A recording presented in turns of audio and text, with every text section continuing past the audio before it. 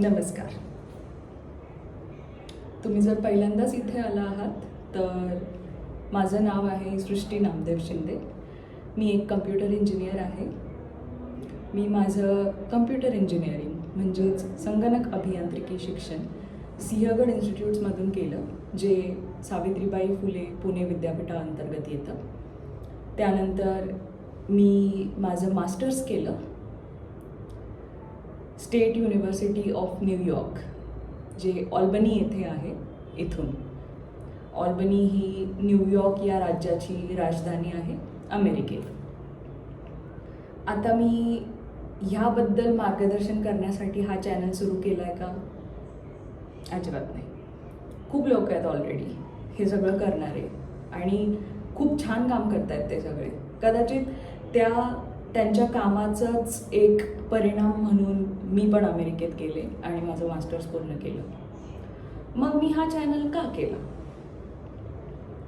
त्याचं कारण असं की नोव्हेंबर 2023ला जेव्हा मी अमेरिकेत होते, एकटी होते, कारण माझे आई वडील भारतात महाराष्ट्रात आहेत, तेव्हा मला मल्टिपल स्क्लेरोसिस नावाच्या एका ऑटो इम्यून डिसऑर्डरचं म्हणजे एका ऑटो इम्यून आजाराचं निदान झालं.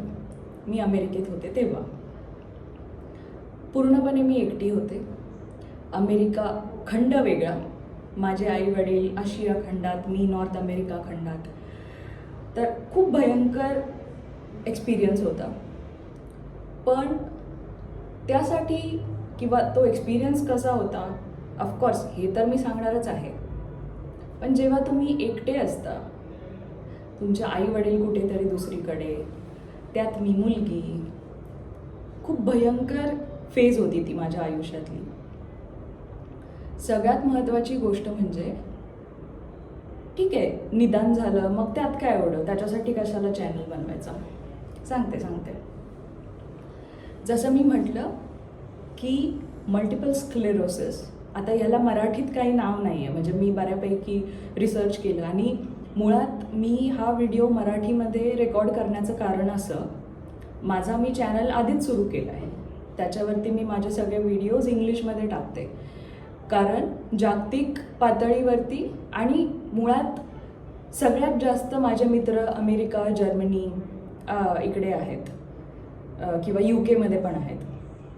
तर त्यांना सगळ्यांना समजावं याबद्दल हा प्लॅटफॉर्म किंवा हा चॅनल मी मल्टिपल स्क्लेरोसिसच नाही तर सगळ्याच ऑटो इम्यून आजारांच्याबद्दल जागरूकता निर्माण करण्यासाठी केला आहे. पण माझे हे मित्र जे बाकीच्या देशात आहेत त्यांना पण हे समजावं म्हणून मी इंग्लिशमध्ये आधीचे व्हिडिओज रेकॉर्ड केले. आता हा व्हिडिओ मी मराठीमध्ये का केला आहे त्याचं कारण सांगते. सगळ्यात पहिली गोष्ट म्हणजे मी एक भारतीय आहे. खूप अभिमान आहे मला भारतीय असल्याचा, खूप जास्त.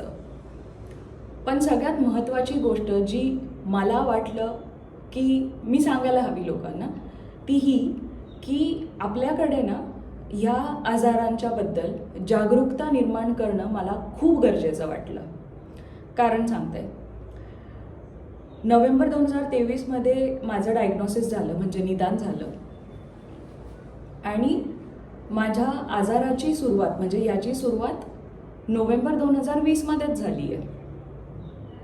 आता मराठीमध्ये हा व्हिडिओ रेकॉर्ड करण्यामागचा हेतू हाच की आपल्याकडे आपले आजी आजोबा बऱ्यापैकी सगळे यूट्यूबचा खूप वापर करतात. यूट्यूबवरती व्हिडिओज सगळेच बघतात.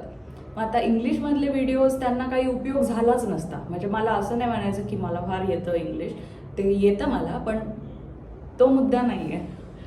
सांगायचं म्हणणं हे की आपल्या मातृभाषेत गोष्टी चांगल्या प्रकारे पसरतात आणि समजतात पण, म्हणून मराठीमध्ये मी हा व्हिडिओ रेकॉर्ड करते. तर मी सांगत होते की माझ्या आजाराची सुरुवात झाली नोव्हेंबर 2020मध्ये. गंमत सांगते, मला तारीखही आठवते, 15 नोव्हेंबर 2020.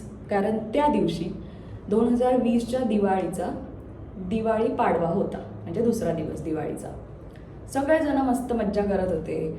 मी तेव्हा इंडियामध्ये जॉब करत होते, तर मला वर्क फ्रॉम होम होतं, घरून मी जॉब करायचे. पण त्या दिवशी मला नाईट शिफ्ट होती, रात्रपाळी. आणि मी माझं ऑफिस झालं, मी 6 वाजता लॉगआउट केलं आणि मी एखादा 1.5 तास झोपले असेल आणि मी झोपेतून उठल्यानंतर काहीतरी वेगळंच झालेलं होतं. म्हणजे मला माझ्या स्वतःच्या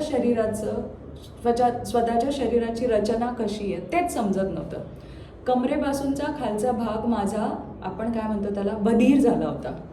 इंग्लिशमध्ये आपण म्हणतो नम झालं होतं, बधीर झाला होता. मी चालत होते, चालू शकत होते, पण मी कशी चालते किंवा माझा पाय कुठे आहे हे पण, ह्याचा पण मला विचार करायला लागायचा.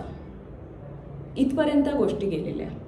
जेव्हा हे झालं, पहिला रिलॅप्स, याला मल्टिपल स्क्लेरोसिसमध्ये याला म्हणतात रिलॅप्स.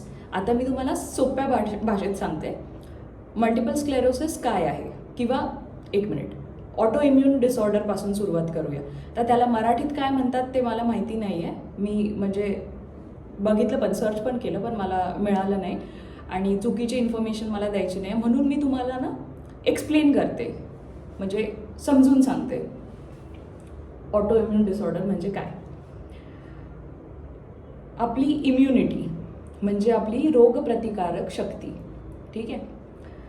ऑटो इम्युन डिसऑर्डर्समध्ये काय होतं की आपली जी रोगप्रतिकारक शक्ती आहे ती आपल्याच शरीरावरती हल्ला करते. किती वेगळं, किती विचित्र, बरोबर. मल्टिपल स्क्लेरोसिस या आजारामध्ये काय होतं की आपली रोगप्रतिकारक शक्ती आपला मेंदू, आपला स्पायनल कॉर्ड म्हणजे मज्जारज्जू ह्याच्यावरती हल्ला करते. ओके, मेंदू आणि मज्जारज्जू, ब्रेन अँड स्पायनल कॉर्ड, ह्या 2 अवयवांना मिळून त्याला म्हणतात central nervous system. Nervous system म्हणजे चेतासंस्था, ठीक आहे. तर ही जी सेंट्रल नर्वस सिस्टीम आहे त्याच्यावरती तुमची जी रोगप्रतिकारक शक्ती आहे ती हल्ला करते.